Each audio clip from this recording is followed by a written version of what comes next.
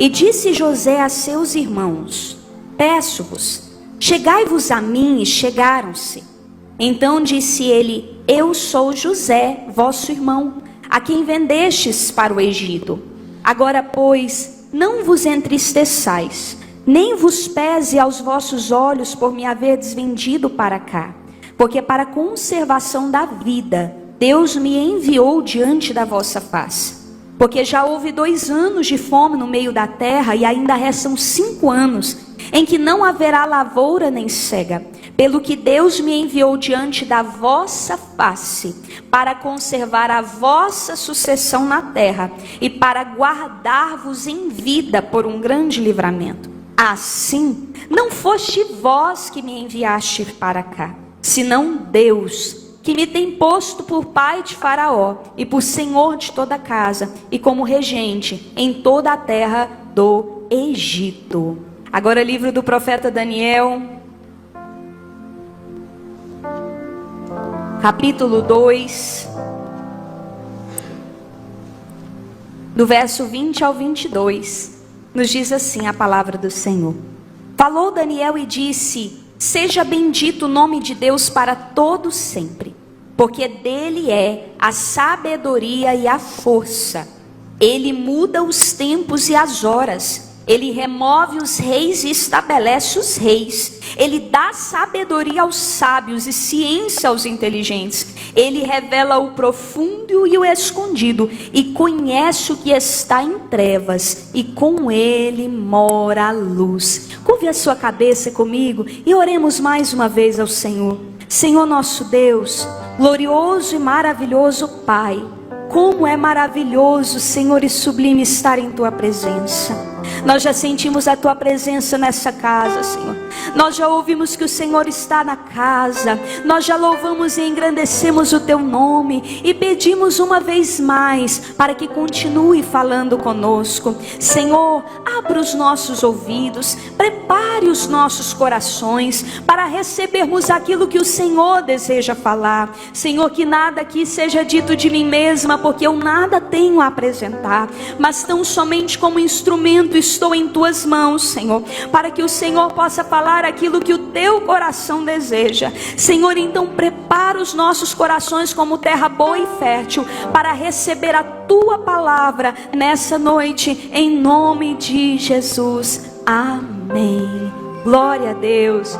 Louvar a Deus também pela vida da pastora Rejane, uma inspiração para a minha vida, para o meu ministério, e é uma honra estar aqui no mesmo dia que a senhora. Que Deus continue abençoando a senhora, o pastor José Leni e todos. Meus irmãos, eu orava ao Senhor durante essa semana e falava com Deus: Senhor, o que o Senhor deseja falar com a Tua igreja nesse domingo? Fala ao meu coração, ministra ao meu coração. E por várias vezes orando ao Senhor, e o Senhor falou algo ao meu coração.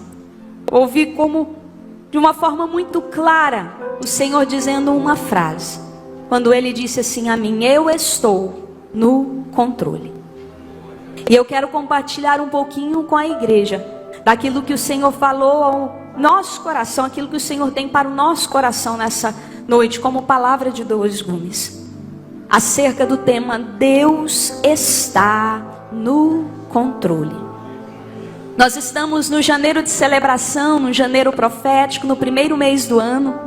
E temos aí mais 11 meses pela frente, se Jesus não voltar antes do final desse ano, porque eu sou dos que creem, creio e sei que você também é dos que creem, que Jesus está voltando. E a qualquer momento nós podemos ouvir o soar da trombeta e Ele a nos chamar.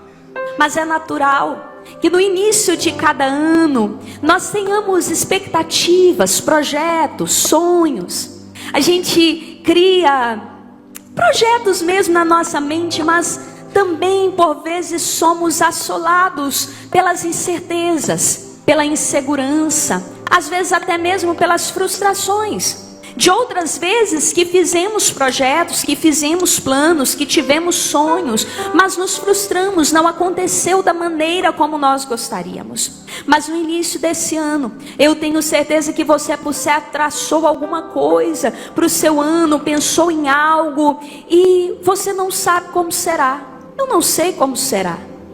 Nós não temos o controle, nós não sabemos o que sucederá. Quem aqui, como diz o pastor Adilson, quem aqui é aquele que pode garantir que amanhã abrirá os olhos e poderá respirar? Nenhum de nós pode dar garantia disso. E eu te pergunto nessa noite, pergunto para mim, uma reflexão para o nosso coração: e se não acontecer como nós gostaríamos que acontecesse? E se em fevereiro tudo for diferente daquilo que nós planejamos em janeiro? Como é que ficará? Como será? Se de repente nós observarmos as coisas mudando. E para pensarmos um pouquinho nisso, eu queria imaginar com você e pensar com você que a nossa vida, irmãos, ela é como uma viagem. Nós estamos aqui de passagem. Nós aqui estamos de passagem. Ainda no caminho vinha falando com meu esposo, falando assim: já parou para pensar que daqui 100 anos Jesus não voltar até lá? Nós já teremos ido, mas o céu continuará. As ondas do mar continuarão batendo, o sol continuará brilhando, e nós não estaremos mais aqui, mas há alguém que continuará. E então aqui nós estamos como que em uma viagem. Pense você, seja dentro de uma viagem, de um avião, de um trem ou de um ônibus. Você se assenta naquele lugar e você passará por fases, por etapas. Se você estiver em um ônibus, em um trem, você vai pegar por momentos de reta, por momentos de planícies, mas você também estará em momentos de montanhas, em momentos altos, em momentos baixos. Se você entrar dentro de um avião, você terá, às vezes em uma viagem longa, você terá um momento em que você verá as nuvens ali num pleno dia, em um outro momento estará à noite. Em algum momento você pode passar por uma turbulência, mas fato é que nessa viagem não somos nós que estamos pilotando. O GPS não está na nossa mão. Nós somos passageiros e precisamos confiar que o capitão desse navio, que o piloto desse avião, que o motorista desse ônibus, dessa viagem da nossa vida, é quem tem o controle nas suas mãos. É Ele quem sabe a rota, é Ele quem sabe como chegar ao destino e a rota para o destino. E o destino que temos não é simplesmente coisas grandiosas desse mundo, mas já foi cantado aqui nessa noite que o nosso destino chama-se céu.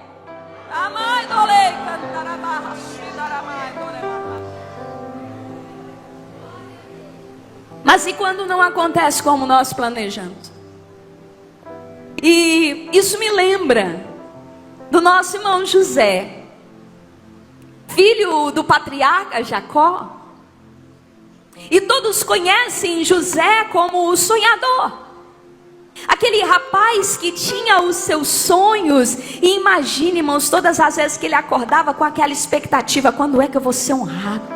Quando é que eu vou ser respeitado? Quando é que os meus irmãos vão me compreender? Mas de repente, irmãos, diante de tantas expectativas, de projetos, de planos, as coisas não acontecem bem do jeito que ele quer. Existe uma canção que diz assim: Deus revela a promessa, mas não o processo. José, assim como eu e você, carregava uma promessa, mas até a concretização dessa promessa, até o cumprimento das expectativas, das realizações, do fim que esperamos, existe um processo. O profeta Jeremias registrou as palavras do próprio Deus, dizendo: pois eu bem sei os pensamentos que tenho a vosso respeito, são pensamentos de paz e não de mal, para vos dar o fim que esperais. Mas Jeremias, quando estava escrevendo isso, estava falando que aquele mesmo povo passaria por um cativeiro de 70 anos. E como é que nós nos comportamos quando as coisas não saem do nosso jeito? Aí a gente se lembra de José, irmãos. Porque José também passou por fases e momentos árduos como eu e você passamos. Mas havia algo diferente na vida de José que muito me impressiona, irmãos, porque José, ele me faz lembrar das palavras de Paulo aos Filipenses, quando Paulo vai escrever aos Filipenses dizendo: eu aprendi a viver contente em toda e qualquer circunstância, situação. Eu vim nessa noite, como instrumento da parte de Deus, profetizar na sua vida um ano de contentamento. Eu profetizo no nome do Senhor Jesus um ano de contentamento. E um ano de contentamento não quer dizer um ano de apenas vitórias e conquistas, mas é um ano em que você poderá dizer como Paulo: seja na fartura, seja na fome, eu aprendi a estar contente. Seja no poço, seja na prisão, seja na casa de Potifar, é alguém que está contente e faz a diferença. E você me diz: como assim? Como é que você me mostra isso na palavra? Onde você já viu falar de alguém dentro de uma prisão prosperar, irmãos?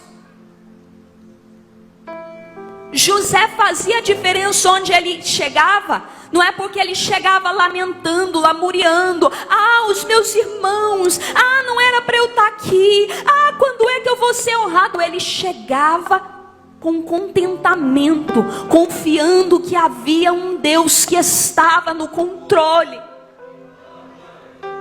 Aleluia, aleluia, glória a Jesus, glória a Jesus. Não importam os processos, irmãos, que nos esperam em 2025, que seja um ano de contentamento, que seja um ano de contentamento.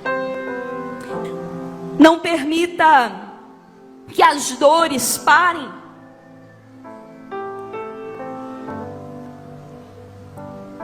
Parem você. Mas continue confiando que no tempo certo Deus vai cumprir. Porque Deus é aquele que não falha. Deus não é homem para que minta, nem filho do homem para que se arrependa. A gente vê José sendo vendido pelos seus irmãos. Mas a gente vê José chegando na casa de Potifar. E quando José chega na casa de Potifar, ele conquista a confiança daquele homem.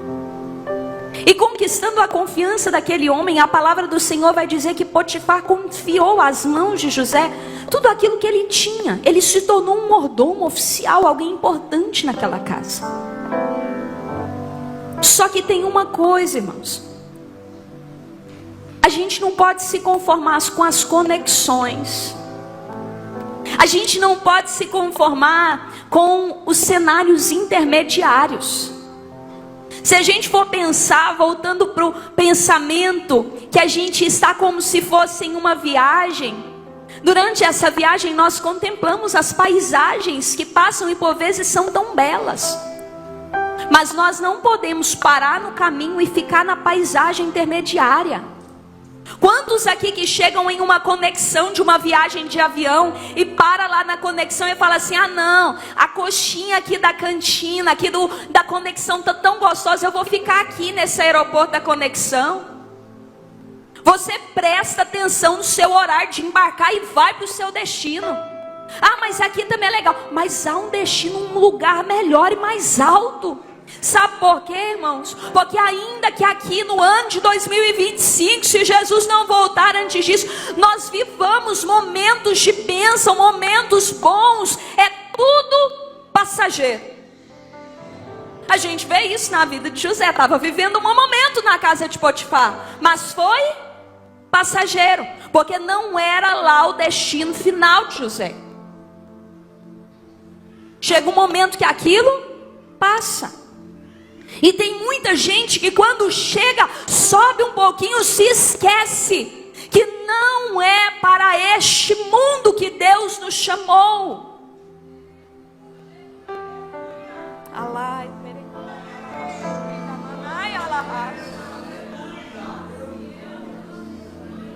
José vai ser preso, irmãos, por uma coisa que ele não fez e vai parar na prisão. Quando José chega naquela prisão, ele vai conquistar a confiança do carcereiro mor, porque ele prosperava, fazia diferença também na prisão. E havia ali um copeiro, um padeiro, eles possuem um sonho. E quando José revela o significado do sonho do copeiro, de que ele seria restaurado à sua posição, ele vai olhar para aquele copeiro e vai dizer assim: lembra de mim, fala de mim para o faraó, me tira dessa prisão. E o copeiro vai sair de lá, assim como José falou, irmãos. Mas o que é que vai acontecer? O copeiro vai chegar lá e vai se esquecer.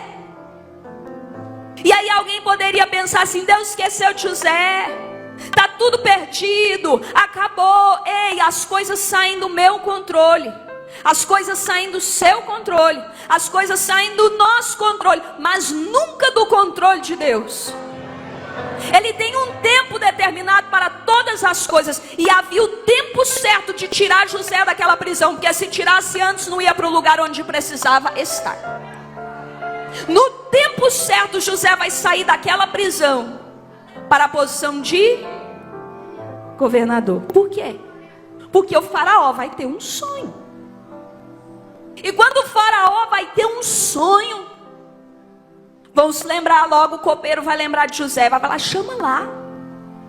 E vai lá chamar José. E sabe o que é que José vai chegar e vai mostrar, irmãos? Eu imagino José, a hora que chegou aquele sonho do faraó, falando assim: sabe o que é, faraó? É que tem alguém maior do que faraó. Tem alguém que controla as nuvens do céu. Tem alguém que pode determinar quando chove e quando para de chover. Tem alguém que está no controle do tempo. Tem alguém que está no controle da fartura, do mantimento. É alguém que controla tudo. É alguém que controla o dia que o copeiro vai descer para a prisão e o dia que o copeiro vai sair da prisão. É alguém que controla quem é que vai sair lá do meio da casa de Jacó para ir habitar no Egito, para ocupar uma posição. Sabe para quê, irmãos? Não é simplesmente para honrar José, não. É para garantir o mantimento dos que são dele. É para garantir a comida de todo um povo, de onde viria o remidor da humanidade. Então essa história, eu gosto sempre de falar isso quando eu falo de José, irmãos, que isso não é uma história sobre José. Isso é a história de um povo que seria conhecido e chamado como povo de Deus. É por isso que quando José chega na posição de governador do Egito, ele não pode virar e falar assim: mas os meus irmãos me judiaram, mas os meus irmãos me fizeram mal. Não, irmãos, porque José entendeu que isso aqui não é sobre ele. Porque José entendeu que isso aqui é maior do que ele, que é Deus que controla os tempos, e que Deus controlou tudo aquilo, e controlou a economia do Egito, controlou o faraó, moveu tudo aquilo para dar mantimento para ele e também para os seus irmãos, porque Deus ama José, mas Deus também ama Judá, Deus também ama Naftali, Deus também ama todos os seus irmãos, e vai usar José para dar comida para todos os seus irmãos. Oh glória, porque de Judá vem uma descendência. Oh glória.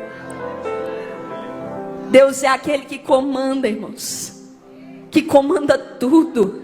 Você vai pegar os livros de história e vai encontrar lá falando da importância do Egito na história antiga. E você vai poder falar assim: o meu Deus foi aquele que mexeu na economia do Egito e em tudo lá, para dar comida para Jacó e todos os seus filhos. Deus é lindo, irmãos. Ele está no controle, Ele está no comando.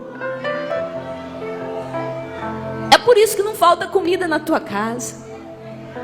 É por isso que não falta vestimenta no teu guarda-roupa. Não é por causa da tua inteligência, não é por causa do tanto que você trabalha, não. Se o Senhor tirar a sua saúde, se o Senhor fechar as portas hoje, não tem nada que eu e você possamos fazer para resolver. É Ele. É Ele que comanda, é Ele que manda, é Ele que cuida, é Ele que faz, é Ele que controla. Mas nos falta mais confiança nesse que é Jeová Jireh. Porque te afliges, porque te preocupas, o que será de mim no ano de 2025? Deus está aqui hoje dizendo assim para você: eu estou no controle. Eu movi o Egito, eu movi Faraó, eu fiz o que fiz para dar comida para os meus, para garantir que a fome não chegasse com o povo meu. Mas a Bíblia também conta acerca de 4 jovens. De 4 jovens que em sua tenra idade, por certo, tinham muitas expectativas e sonhos. Daniel, Misael, Ananias e Azarias. Esses rapazes foram tirados da sua terra, no cativeiro babilônico. Eram príncipes em Judá. E o rei Nabucodonosor, que governava naquele tempo, ele agia de uma forma diferente de muitos outros impérios, porque o rei Nabucodonosor, ele tirava os príncipes de suas terras, levava para o palácio para moldá-los à cultura babilônica. Ele os ensinaria a língua dos caldeus, a cultura dos caldeus, serviria a eles a comida dos caldeus, tudo que adaptasse aqueles jovens à cultura dos caldeus. Ele trocava o nome daqueles jovens por nomes babilônicos. Agora já não era Daniel, Misael, Ananias e Azarias, mas lá eles seriam chamados de Beltesazar, Mesaque, Sadraque e Abednego. E aí eu fico imaginando, quem sabe alguém olhou para aqueles jovens e disse assim: ei, Nabucodonosor é mesmo grande, Nabucodonosor é mesmo poderoso, ele conquista, ele pegou tantos territórios, ele invadiu e assolou Judá, e agora vocês estão aí, cadê o Deus de vocês? Adaptem-se à cultura de Nabucodonosor, ele é forte, ele é grande. Mas aqueles jovens, irmãos, aqueles jovens sabiam que acima de Nabucodonosor estava um Deus que estava no controle de todas as coisas. E em um determinado dia o rei Nabucodonosor tem um sonho. E naquele dia o rei Nabucodonosor teve um sonho e acordou aflito, desesperado. Chama os sábios, chama os magos, chama a turma toda. Digam-me qual é o sonho e o seu significado. E ninguém pode resolver, ninguém pode falar, ninguém sabe dizer. Mata tudo, mata todos os sábios da Babilônia. E a notícia chega lá para Daniel e os seus 3 amigos. E aí sabe o que aqueles jovens foram fazer? Um culto de oração de mocidade.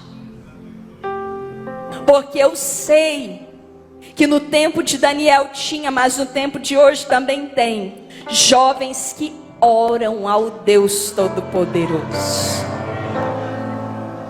Eles fazem um culto de oração e Deus revela a Daniel o sonho e o seu significado. E o rei Nabucodonosor sonhou com uma estátua grande que estava em pé. Ela tinha a cabeça de ouro, o peito e os braços de prata, ventre e coxas de cobre, pernas de ferro e pés de barro e ferro. E ele viu aquela estátua em pé, grandiosa, com aquelas características. Mas viu também quando uma pedra foi arrancada sem mão. E aquela pedra desce e bate contra os pés daquela estátua. E aquela estátua desmorona. E daquela pedra surge um grande monte que enche a terra. E então Daniel vem explicar o significado desse sonho ao rei. E para aqueles que gostam de história, jovens, adolescentes, E também os nossos irmãos e irmãs, que não são da era da inteligência artificial, mas que estudavam a história nos livros de papéis e às vezes memorizam muito mais do que os de hoje. Ele vai dizer assim: a cabeça de ouro, ó rei Nabucodonosor, é o seu império. É o Senhor que é grande, que tem tido domínio. Mas rei Nabucodonosor, vai vir um outro reino depois do teu. Um reino representado pelo peito e os braços de prata, conhecido também como Império Medo-Persa. Mas esse reino, esse império também terá fim. E haverá um outro reino. E aqui ele dizia, né? Nós vamos ver conforme a história que ali simbolizava. E nós vamos ver conforme a história que foi o Império Medo-Persa. E depois ele vai dizer assim: e haverá um outro reino que virá depois. Que nós vamos entender, irmãos, que representado pelo ventre e as coxas de cobre foi o Império Grego. Foi um império veloz que conquistou tantas coisas, cujo grande daquele momento levou o nome de grande Alexandre o Grande, que morreu sem sequer deixar descendentes e teve o seu reino dividido e sucumbido.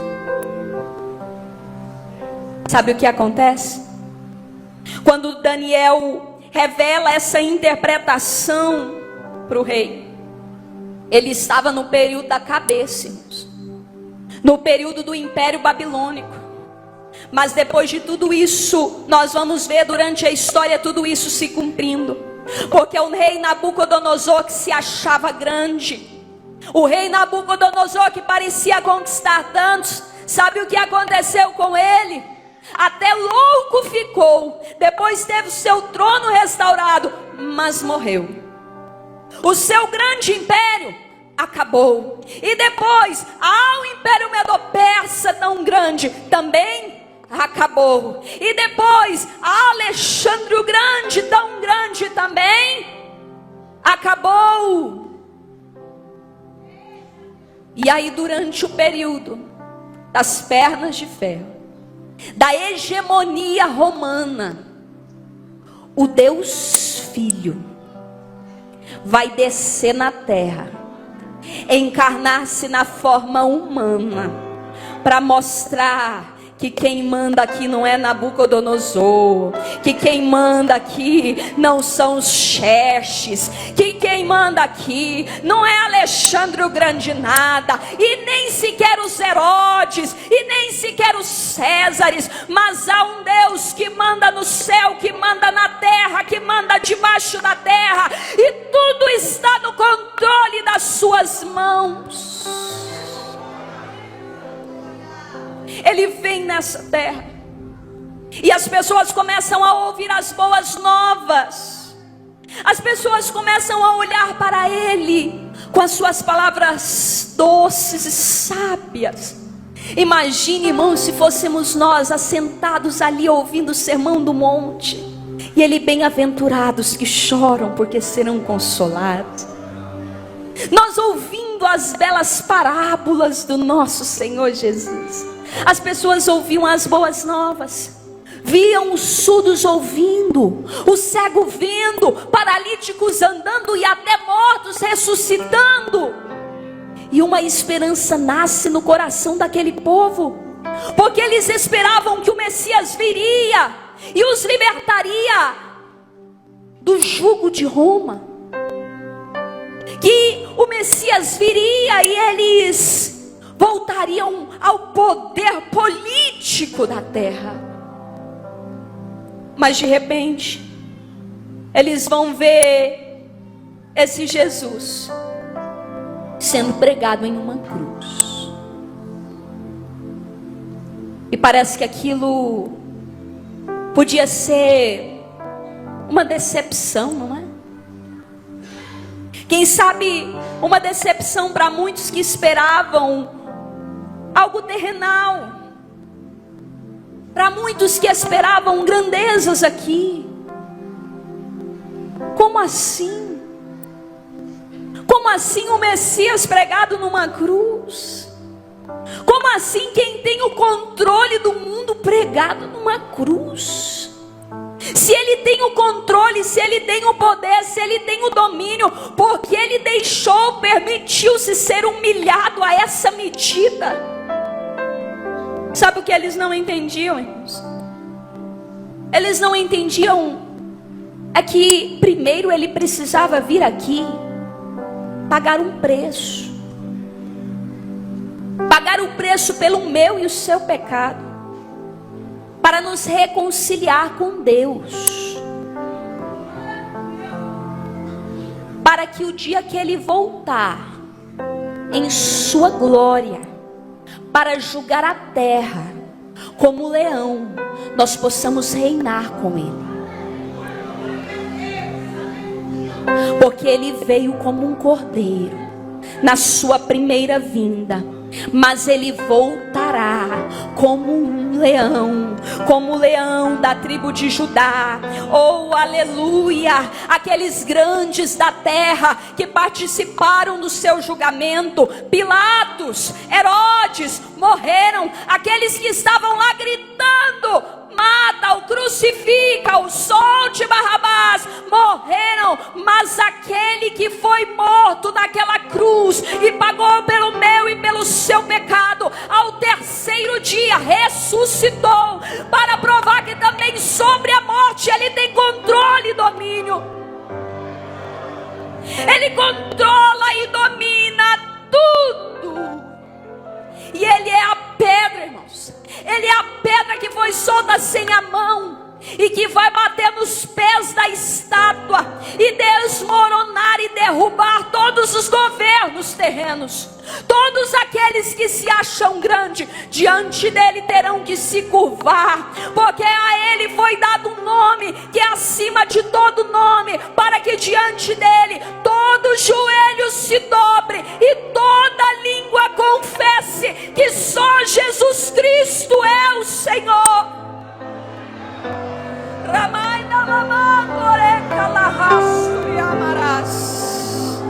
Na criação ele estava presente no controle, irmãos. No período dos patriarcas ele estava presente no controle. Ele controlava o império egípcio, ele mandava e desmandava. No período dos juízes ele estava no controle. No período dos reis ele estava no controle. No período dos cativeiros assírio e babilônico ele estava no controle. No período de cada um desses impérios nada saiu do seu controle. E você acha por que a sua vida vai sair do controle da mão dele?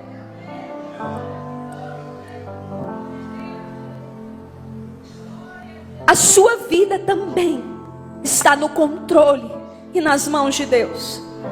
O seu 2025 está nas mãos e no controle de Deus. O que você vai comer, o que você vai vestir, onde você vai morar, como ficará a sua saúde, está tudo no controle das mãos de Deus. Se for preciso, ele move reinos, como moveu Faraó para dar comida para sua casa. Oh, glória! Se for preciso, ele nos leva para outros lugares, como levou Daniel e seus 3 amigos, só para mostrar quem ele é.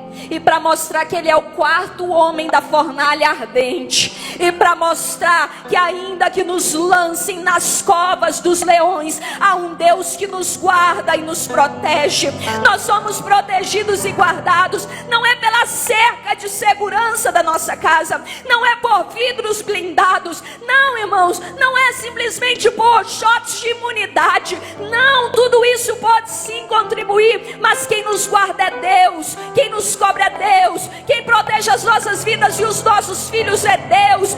Tudo está no controle de Deus. Confia no Deus que você serve. Confia no Deus que pode e controla tudo. Ele está no controle desse mundo. Quantas vezes, irmãos,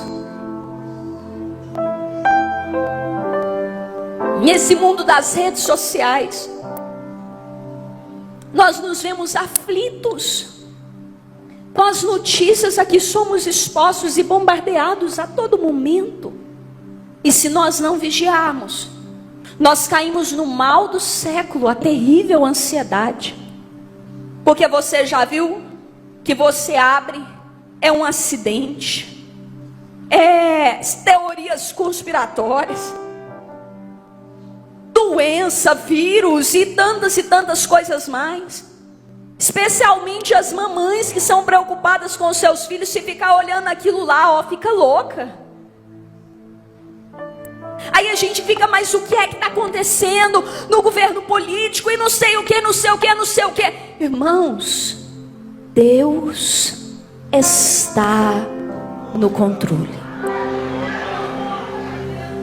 Ele continua no controle. Nada saiu do controle dele. Não tem um hino que diz assim: os reinos vêm e vão, teu trono acima está, teu nome falível é. Os reinos desse mundo, irmãos, eles vêm e vão, eles vêm e passam. Nós podemos vir e passar, mas o Senhor e a sua palavra não passam. Daniel falou tudo isso sem saber que depois ia vir os medo-persas, ia vir o império do Alexandre o Grande, viriam os romanos, mas nós vimos que tudo isso se cumpriu. O que te faz pensar que a última parte não vai cumprir? Deixa eu te dizer, falta só um pouquinho assim, para se cumprir tudo. E esse pouquinho aqui se concretiza quando o meu Senhor Jesus ordenar que as trombetas sejam soadas e tocadas, e Ele vier em sua glória. Jesus está voltando. Jesus está voltando. Os nossos queridos missionários Daniel Berg e Gunnar Vringren adentraram esse país proclamando uma mensagem simples e poderosa, quando eles diziam: Jesus salva, Jesus cura, Jesus batiza com o Espírito Santo e Jesus voltará. Jesus está voltando. E Jesus, a volta de Jesus, é a esperança para tudo que eu e você precisamos. O convite do Senhor para nós nesse ano de 2025, irmãos, é que vislumbremos mais o céu. É que não desçamos nas conexões. Se o seu ano for difícil, se o seu ano for um ano complicado, lembre-se, Deus está no controle. Se a enfermidade te assolar, lembre-se, Deus está no controle. Se você precisar de qualquer coisa, lembre-se, Deus está no controle. E um dia nós moraremos num lugar onde a doença não mais atingirá o nosso corpo, onde a tristeza não mais nos fará chorar, e dos nossos olhos toda lágrima será enxugada. Então carregue para você essa mensagem durante todo esse ano: Deus está no controle, e a volta de Jesus é a esperança que eu preciso para todas as minhas dores. Mas se o seu ano for um ano muito abençoado, que eu creio e profetizo no nome de Jesus que assim seja, que seja o melhor ano das nossas vidas, o ano da dupla honra.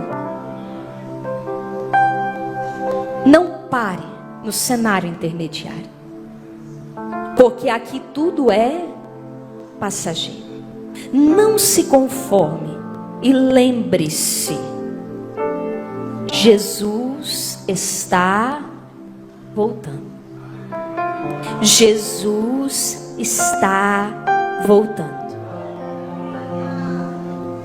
Toda essa palavra é sobre Ele, Billy Graham dizia assim, e isso fala também sobre as nossas expectativas, sobre os nossos medos, sobre o controle de Deus. Ele dizia assim: eu li a última página da Bíblia e te garanto, está garantido, irmãos, tudo vai terminar bem. Tudo vai terminar bem, porque Ele virá para reger esse mundo, para controlar e comandar esse mundo com a sua glória, com o seu cetro de justiça. Toda maldade desse mundo vai acabar, toda injustiça desse mundo vai acabar, toda tristeza desse mundo vai acabar, porque o meu Jesus é aquele que comanda no céu, que comanda na terra, que comanda debaixo da terra e que virá outra vez.